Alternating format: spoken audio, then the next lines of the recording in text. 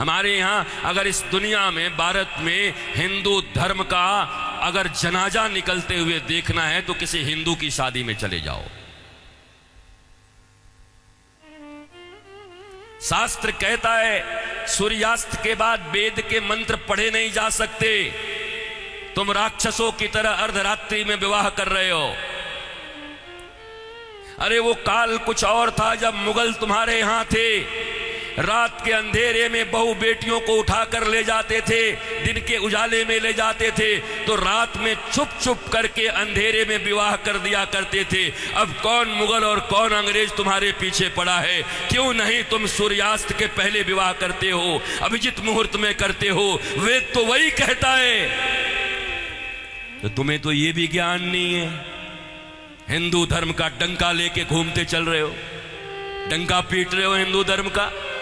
तुम्हारे विवाह में देवताओं का कितना अपमान होता है। अरे विवाह में दो प्रकार के कार्ड बनाओ। विवाह एक संस्कार है, विवाह एक यज्ञ है। अरे भैया, खाने पीने खिलाने वाले के लिए एक दिन रिसेप्शन जो करते हो कर दिया करना, पर विवाह में बड़े लिमिटेड लोगों को बुलाया करो। अपने परिवार, वो भी जो सनातन संस्कृति को मानते हैं, पवित्र रहते हैं। विवाह संस्कार में देवता आते हैं तुम्हारे द्वारा किए गए यज्ञ के भाग को लेने के लिए। अरे नाक पोंछते हुए, कान खुजाते हुए, पता नहीं क्या क्या करते हुए अगर तुम किसी को भोजन दो तो तुम्हारा बच्चा भोजन नहीं करता। ऐसे ऐसे आंख करके बच्चे को दो। शी मम्मी, कितनी गंदी हो तुम। और देवता आते हैं तुम्हारे बेटे और बेटियों के विवाह में। वो एक यज्ञ होता है। कोई शराब पी के खड़ा होता है, कोई गांजा पी के खड़ा होता है, कोई गुटके खाए रहता है, चमड़े के बेल्ट पहने रहते हैं, जूते पहने रहते हैं। 3 घंटे तक दूल्हा उपवास नहीं रह सकता। कोई फूफा बन के पेप्सी ढकेल देता है, कोई जीजा बन के कोक ढकेल देता है। अरे आज 3 घंटे जो अपने सिया को, अपनी जानकी को पाने के लिए उपवास तक नहीं कर सकता, वो क्या पालेगा अपनी पत्नी को, धर्म पत्नी को? ये कोई विवाह है?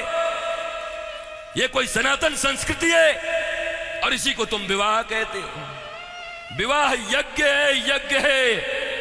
इसलिए हमारे यहां तलाक और डिवोर्स का कोई सिस्टम नहीं है।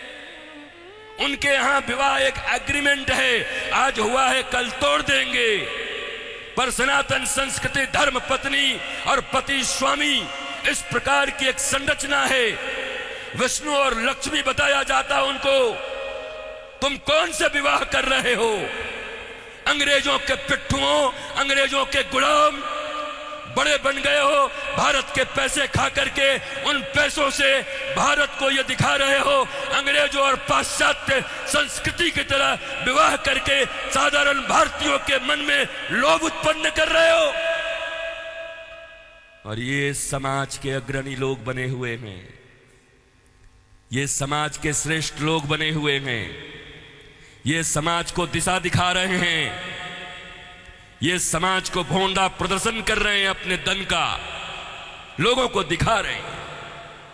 एक गरीब बेचारा विवाह करने में भी लज्जा करता है, इतना आडंबर बना दिया।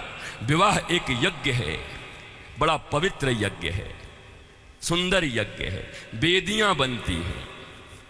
हमारे यहां दूल्हे दुल्हन, उनके वस्त्र कैसे होते थे?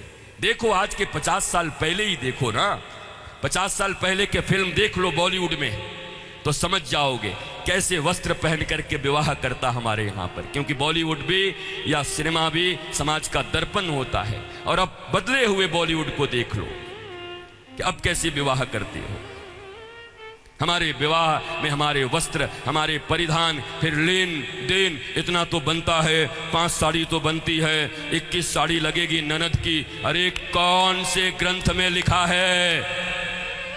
कोई माई का लाल भारतवर्ष में किसी शास्त्र में मुझे दिखाए? कहां लिखा है ये लेन देन? तुम्हारी बुढ़िया पुराण में होगा।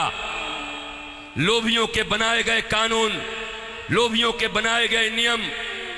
अरे जरा सोचो, एक बच्ची, एक बेटी अपना नाम, अपना गोत्र छोड़कर आती, अपना टाइटल छोड़ करके आती, अपने घर परिवार, माता पिता, भाई बहन, सखी सहेली छोड़कर आती और तुम्हारे वंश को बढ़ाने के लिए तुम्हारे घर में आती है, उसको भी टीवी, फ्रिज और कार के लिए मिट्टी, तेल और पेट्रोल से जला देते हो। तुम्हें शर्म नहीं आती? भारतवर्ष में जन्म लेकर बैठे हो।